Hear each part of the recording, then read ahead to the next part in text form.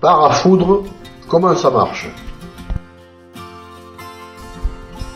Dans cet article, nous allons découvrir le fonctionnement du parafoudre, préconisé dans toutes les installations électriques et obligatoire dans certaines régions. En effet, les départements où cet appareil est obligatoire sont indiqués sur cette carte en rouge.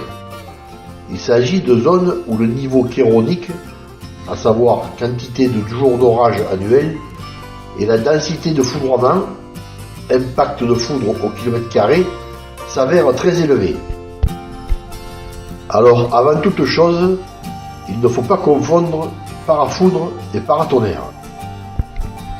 Le parafoudre. Cet appareil ne protège pas les habitations de la foudre. Il est destiné à protéger l'installation électrique d'une habitation contre les surtensions que peuvent provoquer les impacts de foudre sur ou à proximité des lignes électriques du réseau public, mais également des remontées par la terre lors d'un impact à proximité du domicile. Il faut savoir qu'en cas d'impact direct sur l'habitation, son efficacité sera très limitée. Le paratonnerre. Il consiste à poser au point le plus haut d'un édifice une tige métallique pointue reliée à la terre par plusieurs câbles conducteurs. Son but est d'attirer la foudre pour la canaliser vers la terre et éviter ainsi les incendies et dégradations des bâtiments. Généralement, seuls les édifices les plus hauts sont équipés de ce dispositif. Rares sont les maisons d'habitation dites ordinaires équipées de paratonnerres, sauf si elles se trouvent dans des zones à risque particulier, par exemple isolées au sommet d'une montagne. À savoir, dans le cas où l'habitation est munie d'un paratonnerre, le parafoudre est obligatoire, quelle que soit la région. Ceci dit, dans cet article, c'est le parafoudre qui nous intéresse. Il existe plusieurs types et plusieurs marques de parafoudre. Celui dont il est question dans cet article est monophasé, autoprotégé, du type 2. C'est ce type-là qui est le plus fréquemment utilisé dans les habitations ne nécessitant pas l'installation de paratonnerre. Comment ça marche? L'appareil est muni de deux parasurtenseurs dans lesquels les conducteurs sont introduits dans une variété de silice utilisés en électronique pour ses propriétés d'isolation ou de conduction en fonction des valeurs de tension.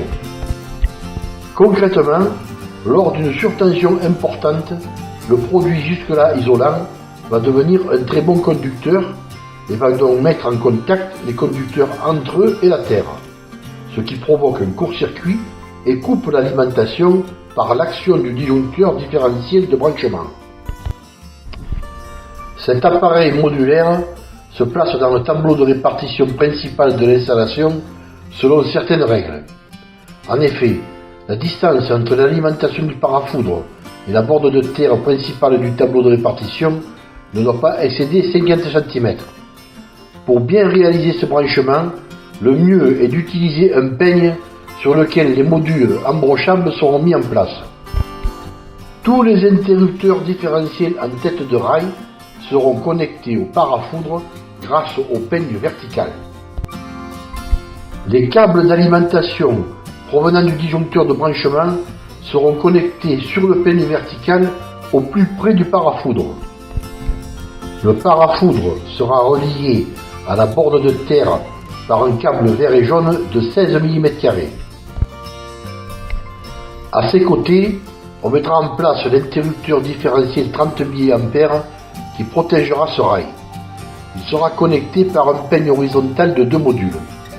Et à partir de là, sur chaque rail, des peignes horizontaux assureront les connexions de tous les disjoncteurs divisionnaires qui suivront sur les rails.